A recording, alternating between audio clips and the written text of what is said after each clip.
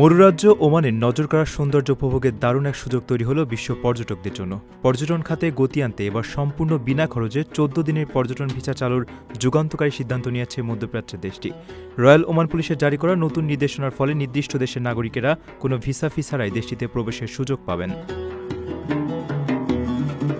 স্বল্পমেয়াদী ভ্রমণকে সহজ ও আকর্ষণীয় করতেই ওমান তাদের বিদেশিদের বাসস্থান আইন সংশোধন করে এই সুবিধা চালু করেছে। কার্যকর হওয়া এই নিয়মে পর্যটকদের বৈধ পাসপোর্ট ও ফিরতি টিকিটের মতো সাধারণ শর্ত পূরণ করতে হবে।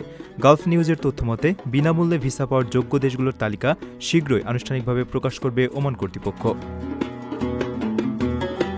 এই নতুন ভিসা নীতির অন্যতম সুবিধা হল এর নমনীয়তা। মেয়াদের মধ্যেই পর্যটকেরা চাইলে নির্ধারিত ফি ও শর্ত সাপেক্ষে এটিকে অন্য যেকোনো পর্যটন ভিসায় রূপান্তর করে নিতে পারবেন। ওমান সরকারের এমন সময়োপযোগী পদক্ষেপ আন্তর্জাতিক ভ্রমণকারীদের অভিজ্ঞতা আরও স্বাচ্ছন্দ্যময় করবে।